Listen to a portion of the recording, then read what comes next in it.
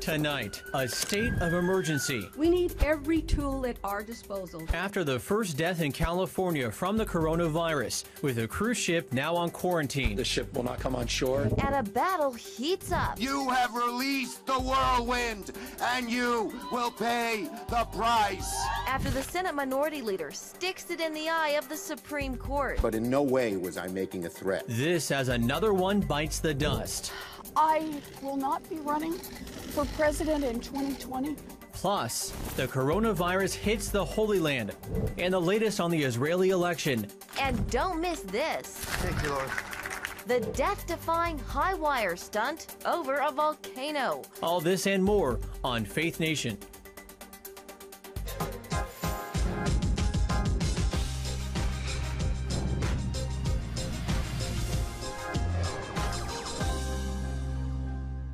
Another dip for the Dow as fears of the coronavirus grip the globe. Hi, everyone, and thanks for joining us. I'm Jenna Browder. And I'm Ben Kennedy in for John Jessup. Stocks took another free fall today. More on that in just a bit. But first, an update on the spread of the deadly disease. Tonight, the Senate has passed an $8 billion funding bill to fight the outbreak. This is the number of coronavirus cases doubled overnight in New York, where 22 people are now infected, and an estimated 1,000 people are under self-quarantine. In California, more than 50 people are sick, the most in the country, and California has now seen its first coronavirus death. Health officials revealing the man was likely exposed on a cruise to Mexico that returned last month. California officials are now trying to track down other passengers. Testing kits are being flown aboard the same ship after new passengers complained of flu-like symptoms. The ship will not come on shore until we appropriately assess the passengers. Governor Gavin Newsom declaring a state of emergency as the number of California cases shoots to at least 54, the most in the country. Los Angeles County also declaring a local emergency. We need every tool at our disposal to make sure we're ready to support any coronavirus patients who are diagnosed and to prevent any further spread. In New York, hundreds are under self-quarantine after family members and neighbors of a victim tested positive. Nationwide, that brings the total number of cases to more than 150 in 17 states and 11 confirmed deaths. Globally, the death rate is much higher. More than 95,000 people in at least 80 countries have been infected. The death toll over 3,200. Meanwhile, in Washington, D.C., the House has approved $8 billion in funding to fight the disease, including $3 billion for developing treatments. The bill now goes to the Senate, where it's expected to pass today. And the CDC is expanding its guidelines on testing, allowing more people to get tested. Vice President Pence trying to reassure Americans. If you are a healthy American, the risk of contracting the coronavirus remains low. And today, the Vice President was in Washington State, where he met with Governor Jay Inslee and health officials. He says more than 1.5 million testing kits are being shipped across the country. And here now for more is Mark Hamrick. He is a senior economic analyst for Bankrate. Mark, thanks for joining us. Good to be with you both. Good to be you too. Stock market was up on Monday. Tuesday, the Fed cut rates by 0.5 percentage point. Then the market took a dive again on Wednesday and again today. What happened? Well, there's an adage surrounding the financial markets that Wall Street hates uncertainty. I don't know how one could possibly come up with a greater array of uncertainties than what we have right now. I think investors are really trying to get their arms around the economic impacts of the coronavirus, but also the health impacts. And so earlier it was thought that what happens in China stays in China with respect to health, but we know that the supply chains all over the world, the making of goods and parts that begin in China, has been massively interrupted. And that means that, for example, if you're a U.S. auto manufacturer, you don't have the parts to complete the assembly of an automobile. So this really has ripple effects on the economy. Financial markets are trying to understand how this is actually going to end up. Now, 11 Americans have died so far. Mark, how does the death toll affect the economy? Well, I think, first of all, this helps to instill the feeling of one of the two primary emotions that tends to drive the markets, and that is fear and greed. So this is unleashing a level of fear that we really probably haven't experienced since perhaps the financial crisis or 9/11. In terms of the deaths themselves, despite the heartbreak that's associated with that, that is not not alone an economic factor that changes the outlook. What changes the outlook is when people are sitting at home because they have to work from home, they aren't buying things, or if companies have to shut down. Is it a good time to buy stocks and to be investing with all of this uncertainty? Are things going down? Well, I know enough from having watched markets over many years that it's impossible to predict the short-term movements of the market. I think it's a fair assumption that in the near term, markets will probably go lower as they continue to try to search for direction and a bottom. For most individuals, particularly younger people, most people are younger than me, this is a great time to be investing for the purpose of retirement, which with a decades-long time horizon. As we saw after the '87 stock market crash, the financial crisis, the Asian financial crisis in the late '90s, the markets turn, and most mere mortals are not able to time either when it's time to get out and when it's time to get back in. The market will resume its upward advance at some point. Now, Mark, the White House has really downplayed this outbreak. I was in the briefing room when Vice President Mike Pence said, look, the risk to Americans does remain low. He said that time and time again. Does that rhetoric prop up the markets a bit? I don't think so. I think people are looking to decide this on their own. It'll be up to all voters to decide whether those words are credible and how the crisis itself unfolds. And Congress, they are expected to pass this $8.3 billion package to help fight the virus, to go towards finding a cure for it. Will that have an effect on the economy, Mark? That's what's needed in this early stages of the outbreak to respond from health officials. The Federal Reserve has cut interest rates. I think we'll see more action coming from Washington to help businesses react to what's happening. Real quick, Mark, the short-term plunge, will this have an impact in the long term? Will not have an impact on the long term. This is going to be a short-term phenomenon. This, too, shall pass. All right. Mark Hamrick with the Bankrate. Good to have you. Thank you so much. Thank you. Thank you, Mark. And we'll have more on the global outbreak later in the show. Our Middle East Bureau looks at how the outbreak is affecting the world's holiest sites. Well, tonight the president is condemning Senator Chuck Schumer for his public remarks at a pro-choice rally. Schumer's comments made right outside the Supreme Court targeting Justices Neil Gorsuch and Brett Kavanaugh. They came in light of the court's decision to consider a Louisiana abortion case. I want to tell you, Gorsuch, I want to tell you, Kavanaugh, you have released the whirlwind, and you will pay the price. Now, those remarks are stirring up a bit of a political firestorm and led to a rare response from Chief Justice John Roberts himself. Chief Justice Roberts responded with a statement. Justices know that criticism comes with the territory, but threatening statements of this sort from the highest levels of government are not only inappropriate, they are dangerous. President Trump also weighing in, tweeting, there can be few things worse in a civilized, law-abiding nation than a United States senator openly and for all to see and hear threatening the Supreme Court or its justices. This is what Chuck Schumer just did, and he must pay a severe price for this. As CBN News Capitol Hill correspondent Abigail Robertson joins us from the halls of Congress for the latest on this back and forth. Abigail?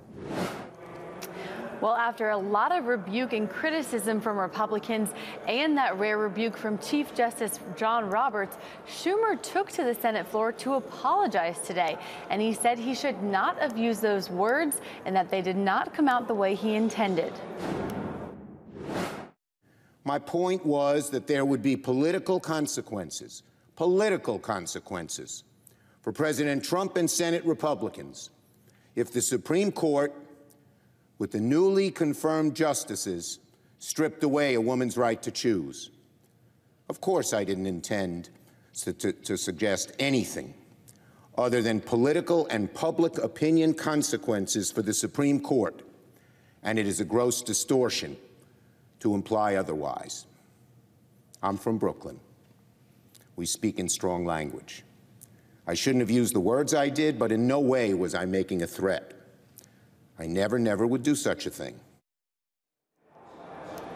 Well, two Republican senators I spoke with today, Kelly Loeffler and Marsha Blackburn, aren't convinced Schumer's apology went far enough, and they want to hear him do more. He's covered up what he said, and he should own up to what he said and apologize and issue a sincere apology to the Supreme Court. I think that sometimes you will have someone say something before a group like that but they calculate it, they know what they're saying, and they know once they've said it that you cannot unring that bell. Now, Loeffler says if Schumer wants to address the life issue, he should do it legislatively, like Senator Loeffler and Marsha Blackburn are doing. I spoke with them both side by side today because they introduced a bill this week called the Women's Right to Know, which would require abortion providers to give patients basic information about the abortion procedure, about the risks associated with it, and about the gestational age of the baby 24 hours prior to having an abortion. Take a look. It gives them the proper information about options, the gestational age of the child, as well as risks that may come with this procedure. Be certain that women have all the information that they need so that they don't live that lifetime of regret. The senators argue that for almost all other surgeries, patients are given extensive information ahead of time before making a decision. And they point out that 34 states already have right-to-know laws, so they believe that this would simply level the playing field. Back to you, Ben and Jenna. Thank you, Abigail, on Capitol Hill. And time now for our Faith Nation political panel. Joining us tonight, CBS News political director Caitlin Conant and CBN News chief political analyst David Brody. Both of you, good to have you. Caitlin, to you first. Chuck Schumer's comments. What do you make of his comments and also now the seeming walk back? Well, I think that he went out and he said, I didn't direct it in the way it came across. But I think at the end of the day, this is a really good political thing for both sides because Schumer is trying to gain support and talk about the courts and rile up his base heading into the 2020 election. And this is also something that's been really good for the Republicans. And Donald Trump, when he was running for president in 2016, had his whole list of people that he was going to potentially name to the Supreme Court. He campaigned on that. And then in 2018, they seemed to get a boost in the midterms from everything that happened with Justice Kavanaugh. So this is an issue I think we can probably continue to see heated rhetoric as we go towards Election Day. And to piggyback off Jenna's question, Schumer said, look, I'm from Brooklyn, New York. You're also from New York, David. Right. Not Brooklyn. I shouldn't. That's all right. You're from Manhattan. I am. I shouldn't have used that language. Do you feel like this cleared things up a bit? Oh, you mean the apology? Correct. Yeah, he had to do it. I mean, he walked it back as much as he could. Look, I think the whole thing was confusing to begin with. I mean, first of all, this whole idea that he was talking about Republican lawmakers, I mean, look at the tape. No, he wasn't. But look, he apologized. I'll be honest with you. I'm going to use a real intellectual word. I think the whole thing's kind of stupid, and here's why. Ultimately, John Roberts here eventually got involved yet again. I'm wondering why John Roberts is even getting involved in any of this, really. I mean, I understand it was an attack on the judiciary, but he's done this before with Donald Trump and Obama judges and Trump, or what was it, Bush judges and all of that. I mean, why is even John Roberts getting involved in all this? To me, this is just politics, as Caitlin was saying, to rile up the base. Well, President Trump, he called it a direct and dangerous threat to the U.S. Supreme Court. President Trump, though, he's also been out there. He's criticized some of the more liberal justices. Caitlin, is this his battle to fight? Well, I think, again, it's political, so he wants to keep it in the media right now. But, I mean, President Trump criticizes friends and foes equally. So it's something that he does often. Yes. Yeah. I would say that he would say, if he were sitting here on the Faith Nation panel, he'd say every fight is his fight. I don't think there's any question about that. Yeah, for sure. Now, Senator Josh Hawley wants to censure Schumer. Do you think that's appropriate? Do you think he'll move forward with that motion? I doubt it. I mean, I don't think that's going to happen. I mean, it's once again back to politics. I think it's just a political play by Hawley, and this what we would expect from him. But you haven't heard Mitch McConnell say that, and Mitch McConnell is kind of a slow as it goes majority leader. So I don't think that's going to happen at all. All right, David and Caitlin, hold that thought and stick around because there is more from our Faith Nation political panel here shortly. Well, coming up, another one bites the dust. Why Elizabeth Warren is calling it quits. That's next. Introducing the CBN Bible from CBN.com. Now, an easier way to study the Bible and grow in your faith. Highlight your favorite verse. Read separate versions at a glance. Click and read a commentary. Or cross-reference your favorite verse using the Strong's Concordance. All the right tools to study the Bible, all in one place. The CBN Bible, available at cbn.com/Bible or the iTunes App Store. This is CBN Newswatch. Thanks for joining us. Watch breaking news, exclusive stories and programs, credible news reporting. We show you what's happening in the world and how you can pray about it. This is CBN Newswatch, because truth matters. Weekdays at 5 on the CBN News Channel. Yes, right on time. From Superbook. Pepper's Pizza Palace is donating pizza for everyone today. Wait. I have big plans today. Trust in God even when times are tough. He has a plan for your life. Hey, we're gonna be late for the grand opening. My parents want me to help with this outreach thing, feeding the community. What am I supposed to do here? Superbook! Join the Superbook Club and get Superbook The Birth of Moses, plus 2 copies to share with others, all for your gift of only $25. Pharaoh ordered all newborn Hebrew boys thrown into the Nile River, and I have a 3-month-old brother. The Birth of Moses. Yours for a gift of only $25. What will you do the next time the soldiers come? I do not know, but I trust God has a plan for all of us.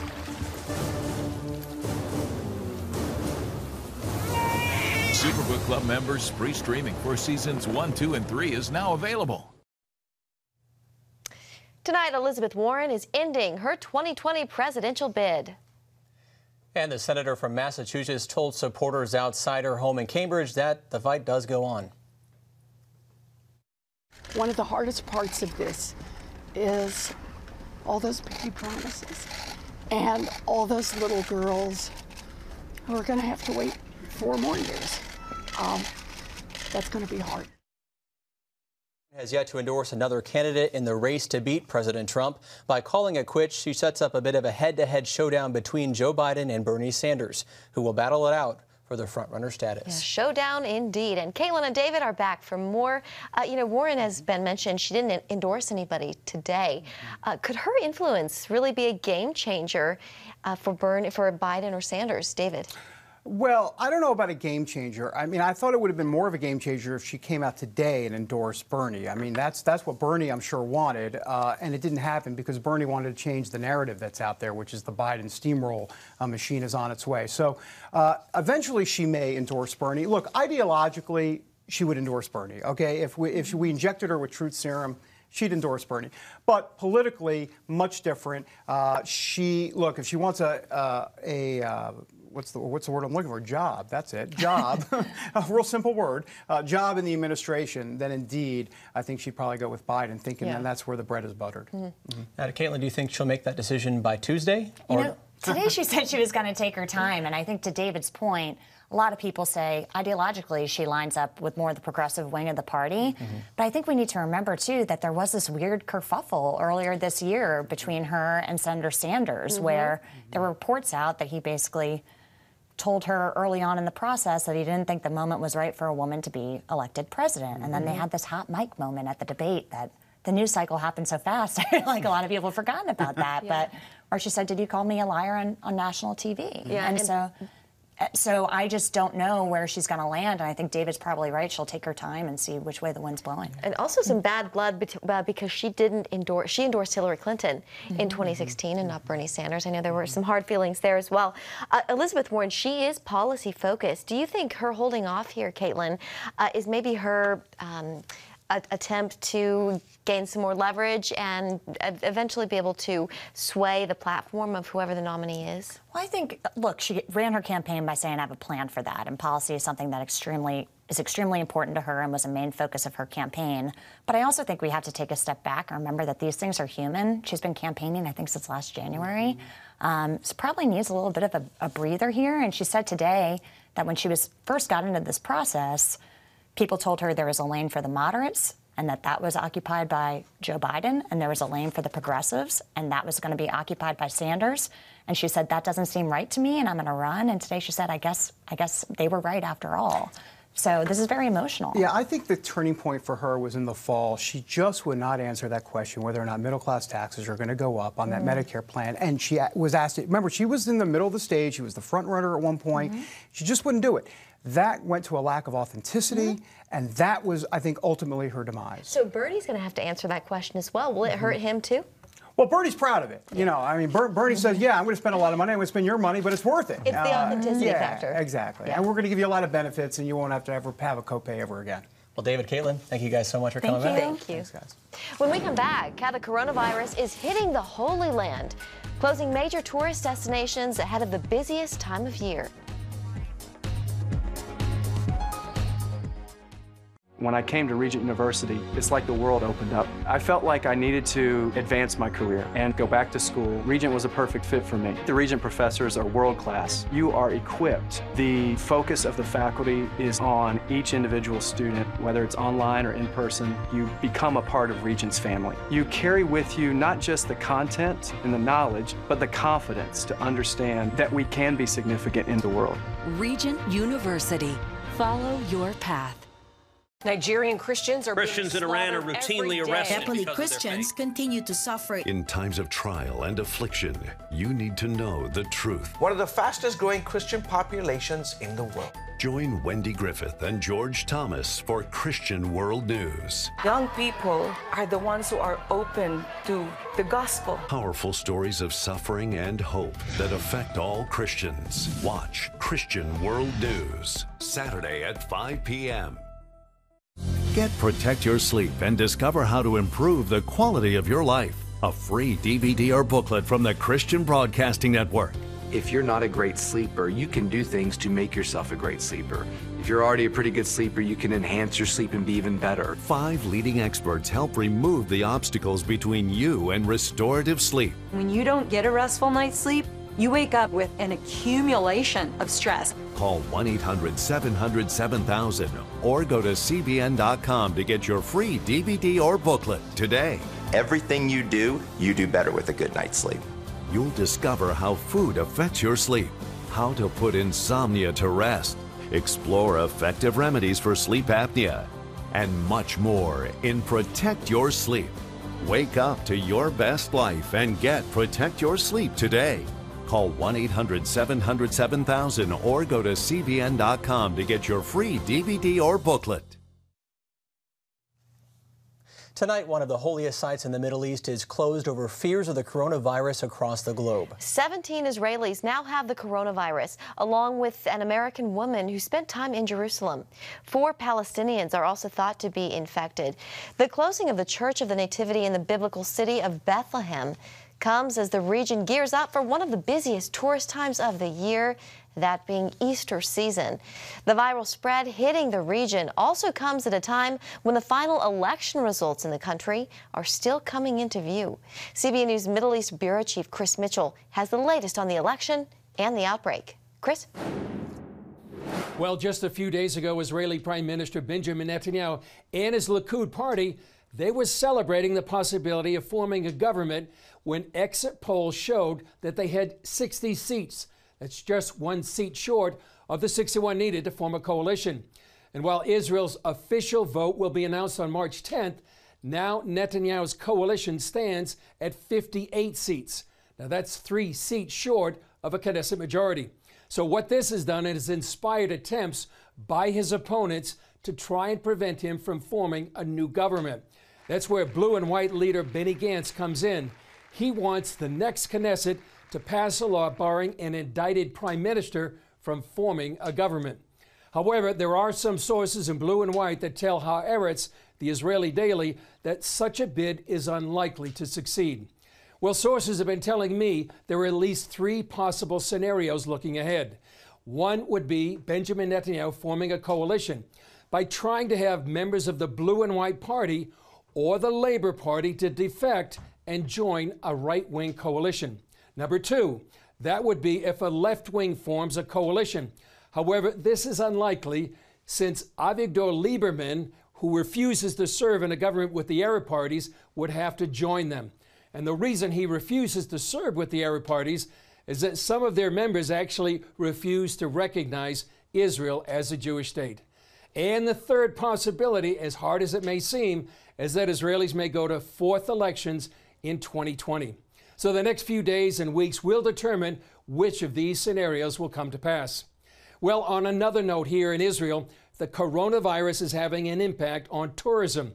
Today, the Palestinian Authority announced it's closing the Church of the Nativity in Bethlehem indefinitely over fears of the coronavirus. The AP is reporting there's suspicion that 4 Palestinians have caught the virus. Now, the closure comes just weeks ahead of the Easter holiday that draws tens of thousands of visitors and worshipers to Bethlehem and here in Jerusalem. Well, we'll have more on both of these developing stories on the CBN News Channel. Back to you there in Faith Nation. Thank you, Chris. Coming up, an explosive stunt coming to an end.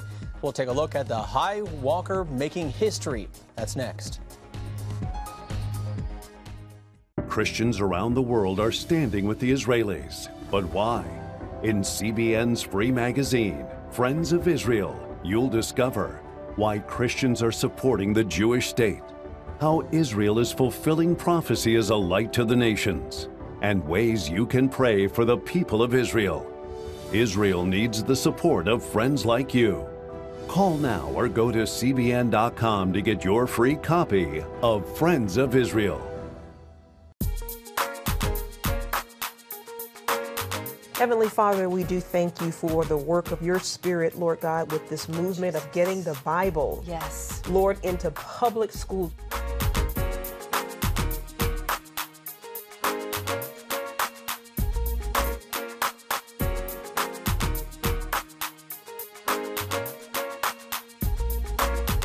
Watch The Prayer Link, Tuesday nights at 6:30. Hey, if you're tired and exhausted all day, you can't think clearly, and you really just need a cup or even a pot of coffee to get through your day, then join me, Dr. Josh Axe, for this new series where I'm going to teach you how to transform your diet and use essential oils and supplements to get a better night's sleep. Get Protect Your Sleep and live your best life with innovative information from 5 leading sleep experts. If you're not a great sleeper, you can do things to make yourself a great sleeper. If you're already a pretty good sleeper, you can enhance your sleep and be even better. Discover a sleep-enhancing bedtime routine, how to put insomnia to rest, learn how to relieve pain that disturbs sleep, and much more in Protect Your Sleep. Everything you do better with a good night's sleep. Wake up to your best life. Call 1-800-700-7000 to get your free DVD or booklet of Protect Your Sleep today. Don't miss out on this brand new series. Finally tonight here on Faith Nation, while thousands held their breath Wednesday, a 7th-generation daredevil took on his longest and most dangerous high-wire walk yet. Over a volcano, Nick Wallenda crossed 1,800 feet of tightrope over an active volcano in Nicaragua. It took him 31 minutes. Nick Wallenda off the wire and into the history books in Nicaragua. Thank you, Lord. And thermal cameras and drones caught the must-see TV event live. Wallenda wore goggles and a respirator to protect him from the gases, but he removed them at the end as he, get this, he praised God for another victory. I was looking to see if there was any kind of protective net below. You know, if you fall off, you're going to be okay. Yeah. And he didn't have that. Have a good night.